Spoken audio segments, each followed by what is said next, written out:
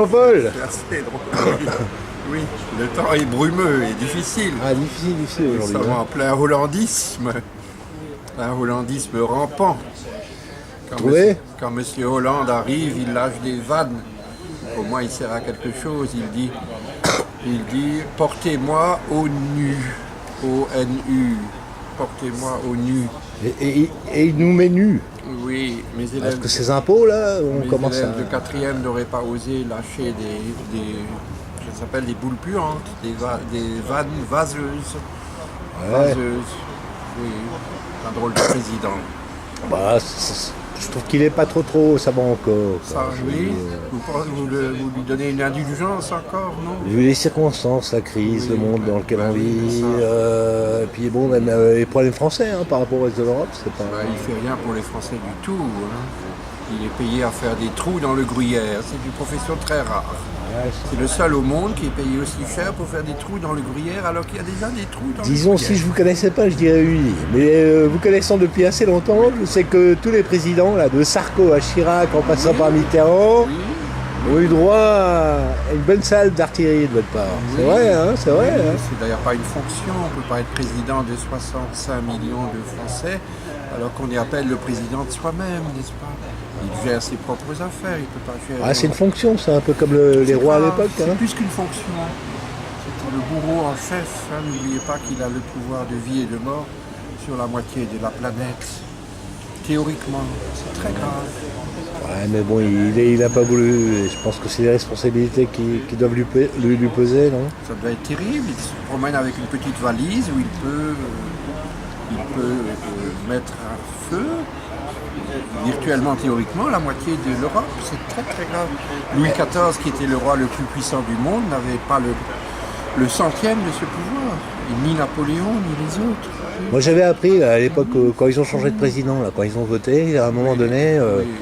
bon, il y avait Hollande qui devait remplacer Sarkozy. Et pareil que il y a un moment, j'ai vu une info comme quoi Sarkozy voulait pas remettre les clés de la valise nucléaire à Hollande.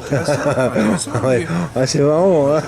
Pourquoi il voulait les garder pour lui? Je sais pas trop, j'ai trouvé ça bizarre. Quoi. On est en pleine parano. Ouais, à moins que c'était, vous savez, une crise de gamins, là. Vous savez, comme les gamins veulent pas rendre leurs jouets. Vous avez vu ça dans le Canard enchaîné? Non, j'avais vu ça sur Internet. Oui, c'est extraordinaire. Mais je sais pas si c'est vrai ou si c'est une vanne que les gens racontent comme ça. Parfois, sur Internet, il y a des rumeurs aussi hein, qui ne sont pas du tout vérifiables, vérifiées. Oui. Alors c'est votre prochain recueil, là, Jean-Paul? Oui. Il devrait Un sortir. peu une partie de votre écriture. Là. Il devrait sortir à la fin de l'année. Sur la fin de l'année. Le poème, il s'appelle comment celui-là? Image. Ah oui, c'est un léger érotique, oui. Ah, vous avez une écriture très soignée. Hein. Oui. Voilà. Oui. Il va sortir à la fin de l'année chez Armand Péter. Chez Armand Péter, oui. Ce qui est rigolo, c'est les manuscrits. Là, il y a du boulot. Hein. Là, il y a du boulot. Jusqu'à 13, 15 relectures. C'est drôle. Hein. Comment Pour le poème ou pour le recueil? Non, un seul poème, il vient d'un seul coup. Mais c'est vous-même qui les corrigez? Il vient d'un seul coup et ensuite jusqu'à 13, 14, 12, 15 relectures. C'est bien, c'est bien. Et à la 13e ou 12e relecture, je trouve encore à améliorer. Comment c'est possible? Ben, ça c'est... C'est la langue. Ouais. C'est Il y a une merveille de toujours, penser ça. je pense qu'il y a aussi le fait de l'expérience. Hein. Je veux dire, on sent... oui. Bon, quand on écrit, on est dans l'élan. Oui. Et puis après, on se dit, il y a des trucs peut-être à améliorer. Mais oui, mais hein. 12, 13, 14 fois. Et c'est quoi? C'est des fautes d'orthographe ou Non, vous gagnez, c'est des changements de mots? Vous gagnez sur un truc, vous gagnez sur une rhétorique. Vous avez un gagnez... exemple par exemple hein? Oui, c'est très curieux. Alors on hésite beaucoup, on est très très... C'est très surprenant. Il faudrait expliquer un jour. Avec un tableau noir et quelque chose, il faudrait l'expliquer. Ouais, c'est le truc des créateurs. Hein. Il y en a qui ne le font pas. Vous savez, il y a bien des types qui passaient à l'époque. Alors Olivier.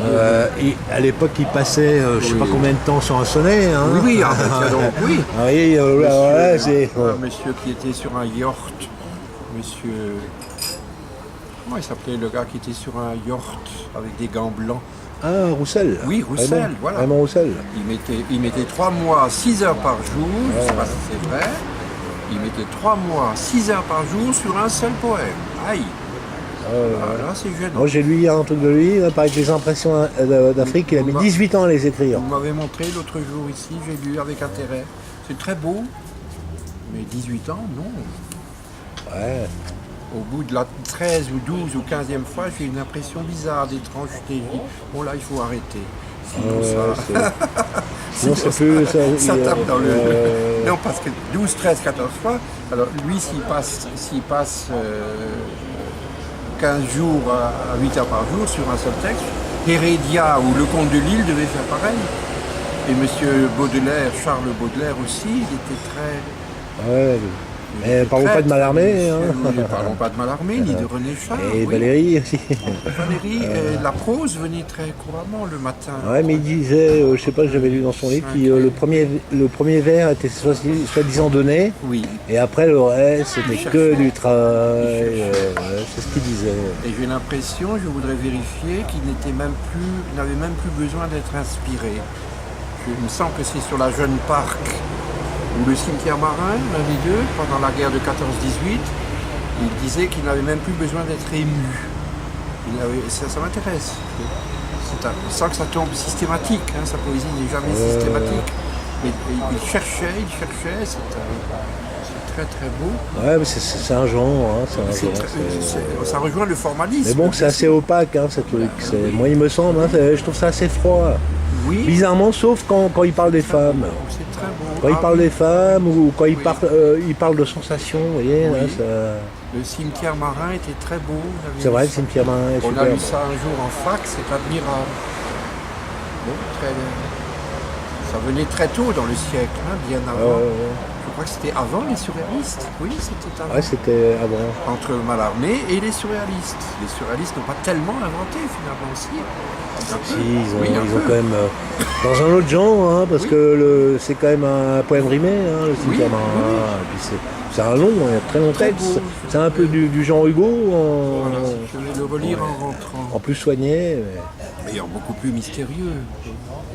Olivier Larizza, qui était là tout à l'heure, dit toujours que ce qui est très beau dans une poésie, c'est la part de mystère. Quand c'est tellement mystérieux qu'on ne comprend plus une espèce de mouvement, vous savez, comme ces sulfures. Quand vous avez, chez les antiquaires, vous achetez une sulfure et vous posez ça comme presse-papier.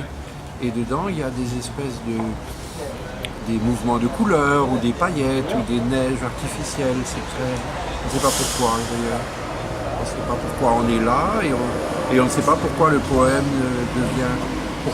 devient comme ça.